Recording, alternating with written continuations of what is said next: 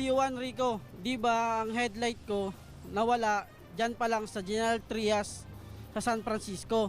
Bakit nyo ba ipinasa sa headquarters ng PNP ng Malabon? Naguhugas kamay ba kayo? Sino sa inyo ang mananagot? Ang San Francisco PNP ba? O ang headquarters ng Malabon? Andito po sa ating studio ngayon si Mr. Larry Peral.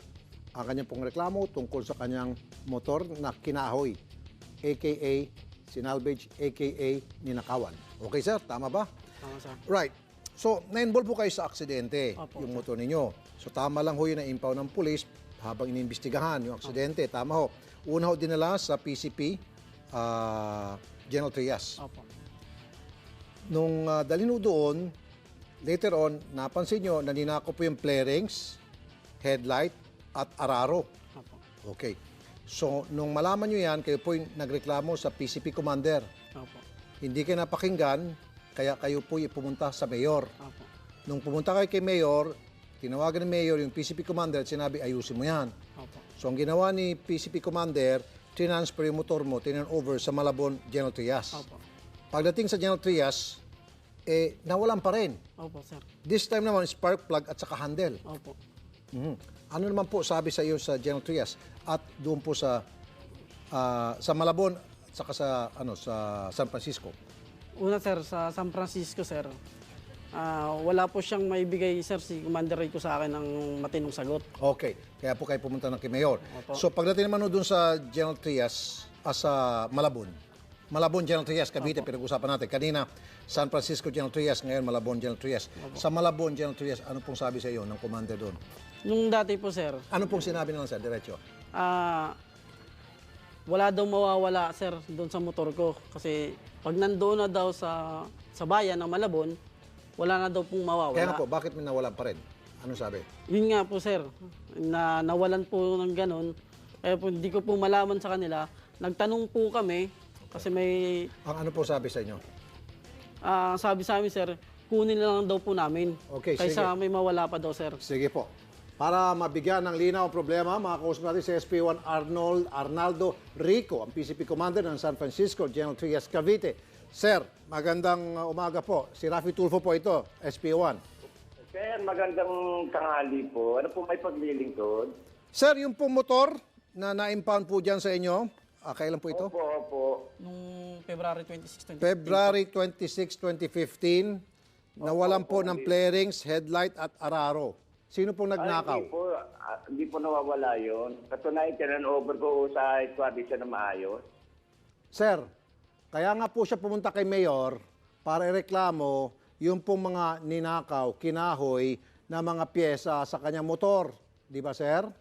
Opo. Opo. Sino po yung magnanakaw po dyan sa inyong istasyon? O sino po yung malakas ang loob na magnanakaw na nanakawan ang mismo mga pulis? Ay, wala po ditong ganon, sir. So, ibig sabihin, sir, naniniwala kayo, walang maglalakas loob na magnanakaw, na nanakawan po yung isang motor sa loob po ng teritoryo ng isang pulis. Tama, sir? Opo, sir. So, in that way, in that case, so ang magnanakaw, mismo, mga pulis. Wala po pong magnakaw mga pulis dito, sir. Eh, di sino nagnakaw, sir? Sandali lang, sir. So, ang nagnakaw, multo.